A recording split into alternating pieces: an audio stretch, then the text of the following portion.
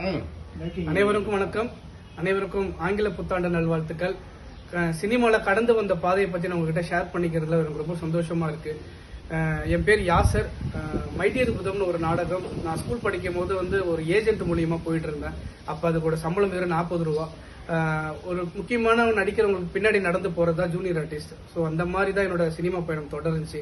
அது மாதிரி நிறைய சீரியல்ஸ்ல பின்னாடி நடந்து போற மாதிரி ஒரு டீ கடைக்கார கேரக்டர், மெக்கானிக் ஷெட்ல வேலை செய்யறப்ப இந்த மாதிரி தான் போயிட்டே இருந்துச்சு. அப்புறம் காலேஜ் படிச்சுட்டு இருந்தேன், ஆல்ஃபா ஆர்ட்ஸ் அண்ட் சயின்ஸ் காலேஜ்னு போரூர்ல. அப்பதான் முழு நேரம் சினிமாவில் இறங்கினேன். சினிமான்றது ரொம்ப ஸ்ட்ரகிளான ஒரு விஷயம். ஏன்னா எங்க வீட்டில் அப்பா அம்மா அந்த அளவுக்கு சப்போர்ட் இல்லை, ரொம்ப சாதாரண ஒரு ஃபேமிலி தான். அந்த இதுல இருந்து போராட்டம் பண்ணி நிறைய வாய்ப்புகள் ஆஃபீஸா ஏறி இறங்கி வாய்ப்பு கேட்டு நிறைய கஷ்டங்கள் பட்டு கிடைச்ச படம் தான் ராட்சசன். நீங்க எல்லாரும் பார்த்துருப்பீங்க. அதுல முக்கியமான ஒரு வில்லன் கேரக்டர் பண்ணியிருந்தேன். ஸோ அந்த படம் தான் கடவுள் புண்ணியத்தில் எனக்கு கிடைச்ச ஒரு பெரிய ஐடென்டிட்டி.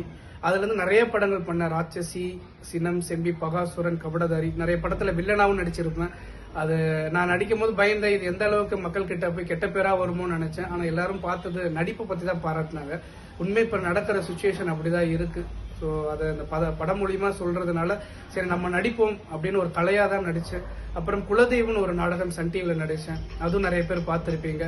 சினிமான்றது ரொம்ப கஷ்டம். அந்த கஷ்டத்தை தாண்டி இன்னைக்கும் நாங்கள் பயணிச்சுட்டு இருக்கோம்.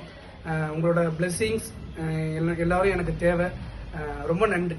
தேங்க்யூ.